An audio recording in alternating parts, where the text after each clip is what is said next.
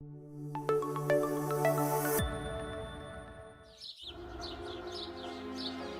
Gemara in Masechta Avodah Zarah tells us such a dramatic story, such a moving story about a person named Rabbi Elazar ben Dadaya. He was a person who was very promiscuous. He was pulled this way and that by his own instincts, by his own desires, and he was a very lowly person. There was not, the Gemara says, a house of ill repute, a zayna, in the world that he didn't visit. Whenever he heard about a new experience that he could have to satisfy his lowest cravings, he went after it. And there was a particular zayna, a harlot, who lived, the Gemara says, she lived out by the ocean, and he went to her, and as they were engaged in the Dvar Avera, in a forbidden act, she mocked him. She said, "You're never coming back to tshuva. There's no repentance for you. You've sinned so grievously."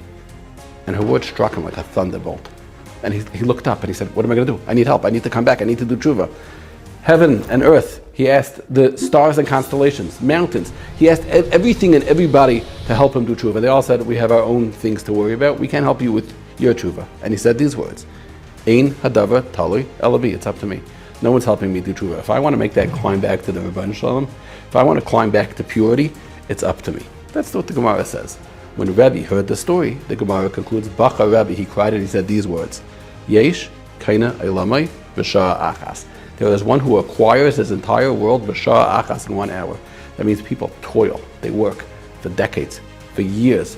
They give themselves away to be close to the Rebbeinu Shalom. And this person, in 1 hour, in 1 moment, shara achas, he earned his entire world. But there's another understanding to the word sha'ah. Sha'ah doesn't only mean an hour or a moment. Sha'ah also means to turn. Like the pasuk says, Val kayin, val menchasei, loy sha'ah. Hashem did not turn. Or we say in davening, in Ritzei, u'lesvilasam she'ei. We ask the Rebbeinu Shalom, turn. Turn your face towards our tefillas. Turn towards us. Sha'ah means to turn. Yesh kanei lama, a person could acquire everything, b'sha'ah achas, by just turning their head in one direction at one time. They see something that they shouldn't see, look away.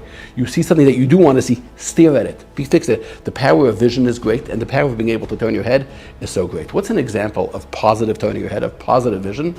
Rabbi Akiva. Rabbi Akiva was walking, he was an Amaretz, he was a simpleton. He didn't know anything, he was an unlearned person. And he saw the water dripping on a rock. Now other people ostensibly also saw that, but they didn't stop and look. He did stop and look. He said, whoa, what's going on here? The water is boring a hole in the rock. How is that even possible?